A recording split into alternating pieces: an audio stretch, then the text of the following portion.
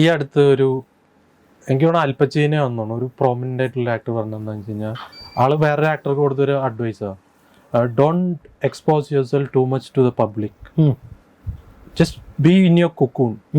ഒരിക്കലും ഇന്റർവ്യൂസ് ഒന്നും ഒരുപാട് കൊടുക്കരുത്. കാരണം നിന്നെ എല്ലാ ആഴ്ചയും പ്രേക്ഷകർക്ക് കാണാമെങ്കിൽ പിന്നെ എന്തിനാ നിന്റെ പടങ്ങൾ ടിക്കറ്റ് കൊടുത്ത് കാണണേ എന്നുള്ള ഒരു ഇത്.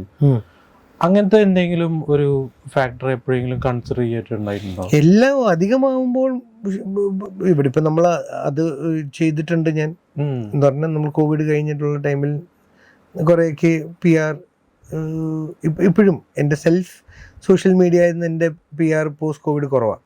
പഴയ പോലെ ഞാനങ്ങ് എന്നെ മാത്രം എന്നുള്ളൊരു പ്രൊമോഷൻ താല്പര്യമൊക്കെ പോയി. മറ്റേന്ന് പറഞ്ഞാൽ എല്ലാ 2 ദിവസവും അല്ലെങ്കിൽ ഒരു ദിവസത്തിൽ എന്നെ പൊക്കി ഒരു പോസ്റ്റ് ഞാൻ തന്നെ പൊക്കി, ഇൻ ദ സെൻസ് എന്നെ പൊക്കി എഴുതല്ല, ഒരു ട്രോളോ എന്നെ തന്നെ ട്രോൾ ചെയ്തോ റീച്ച് ഉണ്ടാക്കുന്നു, പോപ്പുലർ ആക്കുന്നതിന് വേണ്ടി ചെയ്തിരുന്നു. ഒരു മുഖം പോപ്പുലർ ആകുക എന്നുള്ളതാണ്. പിന്നെ അതായി കഴിഞ്ഞ് കഴിഞ്ഞാൽ വീണ്ടും വീണ്ടും അറിയാവുന്ന ആളെ ഞാനാണ് എന്ന് പറയുന്നത് അത് ബോറിംഗ് ആവും.